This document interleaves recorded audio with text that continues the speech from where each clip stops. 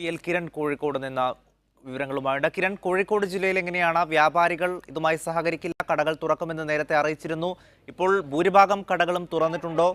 ആളുകൾ എത്തുന്നുണ്ടോ?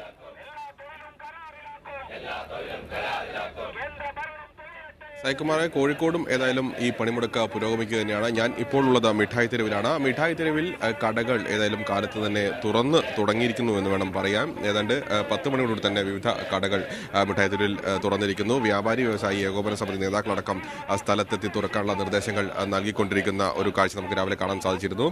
ഏതായാലും ഇപ്പോഴുള്ള ഈ കടകൾ തുറന്ന് പ്രവർത്തിച്ച ശേഷം മറ്റ് കടകളും തുറക്കാനുള്ള ഒരു ഒരുക്കത്തിലാണ് ഏതായാലും വ്യാപാരികളുള്ളത്. കഴിഞ്ഞ ഹർത്താലിൽ, അതായത് സംഘപരിവാർ സംഘടനകൾ ആഹ്വാനം ചെയ്ത ഹർത്താലിന് അന്ന് കടകൾ തുറക്കുമെന്ന് വ്യാപാരികൾ പ്രഖ്യാപിക്കുകയും തുടർന്ന് കടകൾ തുറക്കുകയും ചെയ്ത സാഹചര്യത്തിൽ വലിയ തോതിലുള്ള അക്രമം ഇവിടെ നടന്നിരുന്നു. കടകൾ തല്ലി തകർക്കുന്ന സാഹചര്യമുണ്ടായി.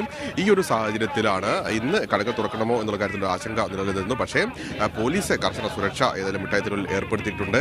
കൂടുതൽ പോലീസിനെ സ്ഥലത്ത് വിന്യസിക്കുകയും ചെയ്തിരിക്കുന്നു. ഈ ഒരു സാഹചര്യത്തിൽ കൂടിയാണ് ഏതായാലും ഈ കടകൾ തുറക്കാനുള്ള തീരുമാനത്തിലേക്ക് വ്യാപാരികൾ എത്തിയിരിക്കുന്നത്. മാത്രമല്ല, തുറന്ന കടകൾ അടപ്പിക്കില്ല എന്ന് സംയുക്ത ട്രേഡ് യൂണിയൻ നേരത്തെ തന്നെ പ്രഖ്യാപിക്കുകയും ചെയ്തിരുന്നു. അതുകൊണ്ട് തന്നെ കോഴിക്കോട് നഗരത്തിൽ ഇപ്പോൾ ഏതായാലും കടകൾ ചിലയിടങ്ങളിലൊക്കെ തുറന്നു തുടങ്ങിയിരിക്കുന്നു. ഹോട്ടലുകൾ പലയിടങ്ങളിലും തുറന്നിട്ടുണ്ട്. പക്ഷേ ഗ്രാമീണ മേഖലകളിലും മറ്റ് ഇടങ്ങളിലും പേരാമ്പ്ര, അതുപോലെ തന്നെ വടകര തുടങ്ങിയ സ്ഥലങ്ങളിലും കടകൾ അത്രത്തോളമൊന്നും കാലത്ത് തുറന്നിട്ടില്ല. പക്ഷേ വാഹനങ്ങളൊന്നും തന്നെ ഇവിടെയും ഓടുന്നില്ല എന്നുള്ളതാണ് യാഥാർത്ഥ്യം. പ്രത്യേകിച്ചും പൊതുഗതാഗത സംവിധാനങ്ങളെല്ലാം തന്നെ ഇപ്പോൾ റദ്ദ് ചെയ്യപ്പെടുക അല്ലെങ്കിൽ നിർത്തിവെക്കപ്പെട്ടിരിക്കുകയാണ്.